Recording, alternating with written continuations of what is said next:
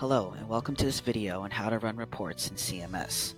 My name is Xavier Morales and I am a Senior Data and Evaluation Analyst here at DCYF, and I will be walking you through these steps. Before we get started, here are several reasons why CMS reports are helpful. The participant and activity data that you report into CMS populate your program dashboard and your progress reports in CMS. DCYF also uses your participant and activity data to analyze your program's performance on several DCYF performance measures. So the reports help you monitor and troubleshoot your data so that your program performance is accurately represented in CMS. Here is what you will need to run reports: a CMS agency and program staff user account, and participant and activity data entered into CMS. So let's get started. First, navigate to CMS and log in using your agency or program staff user account.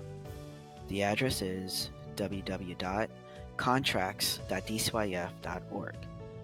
After you log in, click on the program you want to run reports for. If you are using a program staff user account, you will be automatically directed to the program you work in. Once inside the program, click on the Reports tab in the left-hand menu. This is where all the reports and sign-in sheets are. As you can see, there are 4 reports in CMS. 1. The Participant, Parent, and Staff Extract. 2. The Activity Extract. 3. The Participant Attendance Extract. And 4. The Placement Extract. In addition, there are 2 sign-in sheets that you can print out to track attendance. I will also go over these sign-in sheets in this video. Next to each report name is this info icon. Hover over this icon for detailed information about each report.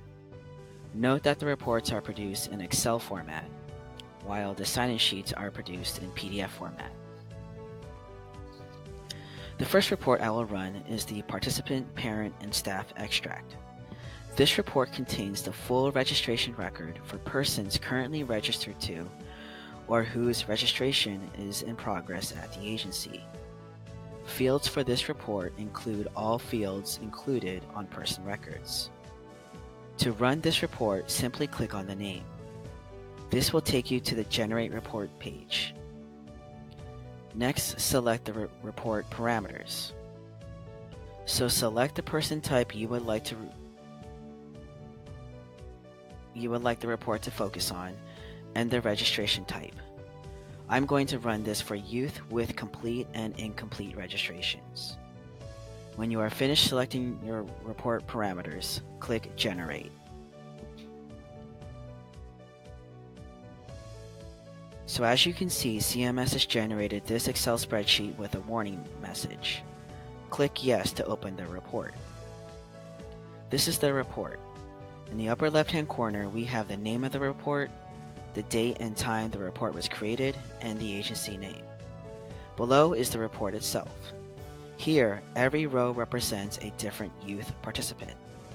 You have your agency's ID, the person ID, which is the ID that CMS generates for each participant you register to your agency, the person type, name, registration status, and then all the fields from the participant registration form. As I mentioned earlier in the video, you can use reports to monitor and troubleshoot your data. A specific troubleshooting example is using this report to troubleshoot low numbers in your program dashboard and progress reports. So here's my program's dashboard. Scrolling down, there are several sections related to the number of participants in your program. The first is this participant demographics year to date. The second is a section on activities and participants by activity type. These sections include only those participants with complete registrations. So low numbers here could be due to participants with registration records that are incomplete. So here's our report again. To troubleshoot low participant numbers, I'm going to use a filter on the registration column, which is column F, and I'm going to filter for those participants with incomplete registrations. Now here is the list of participants with incomplete registrations, and here are the fields that are incomplete. Incomplete registrations means that they are not enrolled in any activities, and therefore their attendance has not been recorded. To troubleshoot incomplete registrations, simply go into each participant record and complete the blank fields. The next report I'm going to run is the Participant Attendance Extract. This report contains participant attendance records with contact level activity fields. To run this report, click on the name and enter report parameters. This report asks you to select a begin date and an end date. These dates should be the begin and end dates of the attendance you would like to see. So here's the report. Here's the name of the report, the creation date, the agency name, and the begin and end dates I entered. Below is the actual report. Here, every row represents an activity instance and the scheduled date that falls within the date range you specified. So here we have the activity name, activity instance ID, which is the ID given to each activity that is set up, the activity label, the person ID, the participant's first and last name, date, whether they attended that day, which is indicated by yes or no, and the minutes attended. Columns J through N are fields for individual activities. A note about the attendant column. A yes means that the participant was marked as present on that date, while a no means the participant was marked as absent on that date. A blank cell means that attendance was not entered for that participant on that date. Like the participant extract report, this report can help you troubleshoot low numbers in your program dashboard and progress reports. For example, in the program dashboard, there is a chart on attendance by day, year to date. If there are certain days with zero or low attendance, and you're certain that participants attended programming, you can run the participant attendance extract report and filter for those dates to see if attendance was recorded. To troubleshoot missing attendance, simply go into the activity and take attendance for those dates.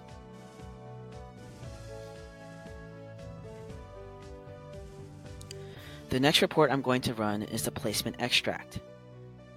Even though this report is available to all grantees, it will probably be most useful for those programs funded under the Youth Workforce Development Service Area, since most of them are required to enter job placements in CMS. The placement extract contains all work-based learning placements that were entered during the specified date range. To run this report, simply click on it. Enter a begin date and an end date. These dates tell CMS to pull the placements that were entered into the system during this date range. After entering begin and end dates, click Generate. So here's our report. Again, we have the report details in the upper left-hand corner. Below is the actual report. Each row represents a single job placement entered for a participant. Columns A through C come from the activity creation process. You have the work-based learning experience type, the activity instance ID, and the activity label.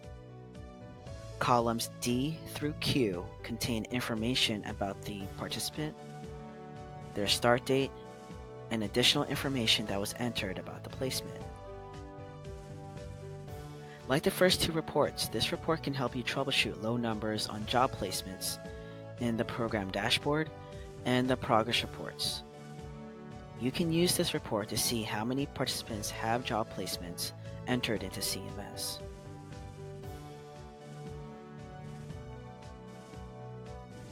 The last report is the activity extract.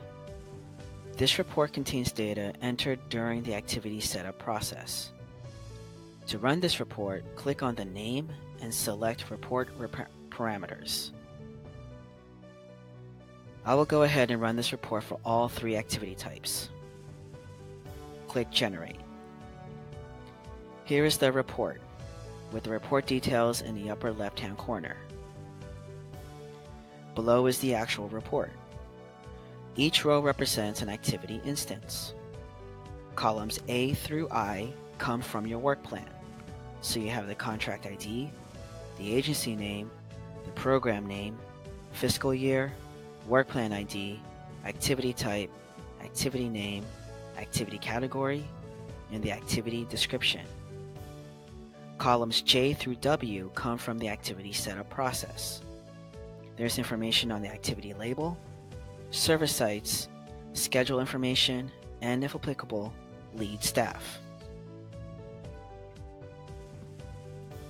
You can use this report to understand the activities that have been set up for your program.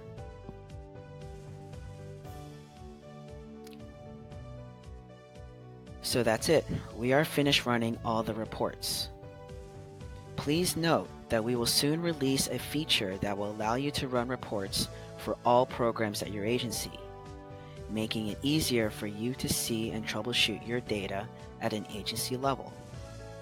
This feature will soon be available in the parameters page of each report. Now I will demonstrate how to print out the sign-in sheets. The first sign-in sheet is the Master Weekly Sign-in Sheet. This sign-in sheet allows you to track daily and weekly attendance for all your participants. To print this out, click on the name and enter parameters.